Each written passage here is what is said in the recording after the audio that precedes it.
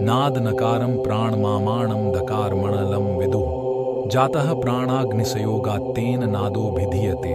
संगीत रत्नाकर के अनुसार जो वायु और अग्नि के योग से उत्पन्न होता है उसी को नाद कहते हैं। संगीत में प्रयुक्त होने वाली ध्वनि उपयोग में आने वाली ध्वनि को नाद कहते हैं।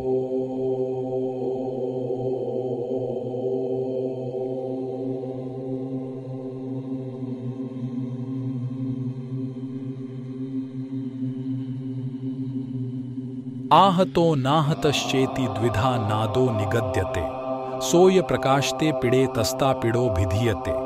अर्थात नाद के दो प्रकार जाने जाते हैं, आहत तथा अनाहत। ये दोनों पिड़ देह में प्रकट होते हैं, इसलिए पिड़ का वर्णन किया जाता है।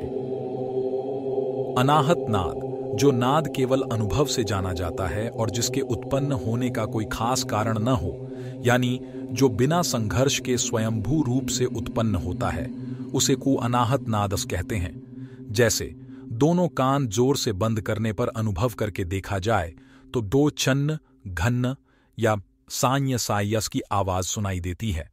इसके बाद नादोपासना की विधि से गहरे ध्यान की अवस्था में पहुंचने पर सूक्ष्म नाद सुनाई पड़ने लगता है, जो मेघ गर्जन या वंशी स्वर आदि के सदृश होता है। इसी अनाहत नाद की उपासना हमारे प्राचीन आर्ष्य मुनि करते थे। यह नाद मुक्तिदायक तो है किंतु रक्तिदायक नहीं, इसलिए यह संगीतोपयोगी भी नहीं है, अर्थात संगीत से अनाहत नाद का कोई संबंध नहीं है।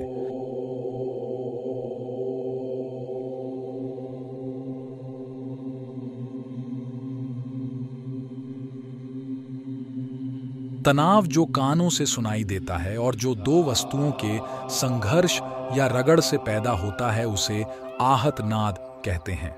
इस नाद का संगीत से विशेष संबंध है।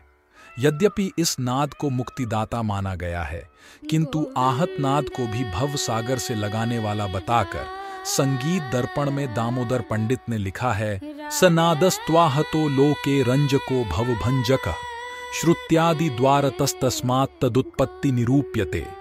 अर्थात आहत नाद व्यवहार में श्रुति इत्यादि स्वर, ग्राम, मूर्छना से रंजक कर भव भंजक भी बन जाता है, इस कारण इसकी उत्पत्ति का वर्णन करता हूं।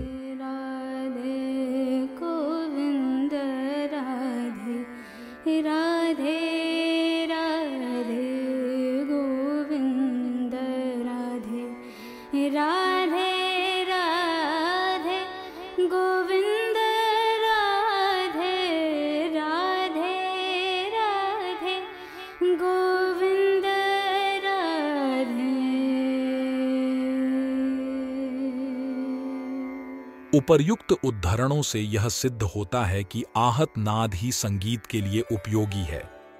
इसी नाद के द्वारा सूर, मीरा इत्यादि ने प्रभु सान्निध्य प्राप्त किया था और अंततः अनाहत की उपासना से मुक्ति प्राप्त की थी।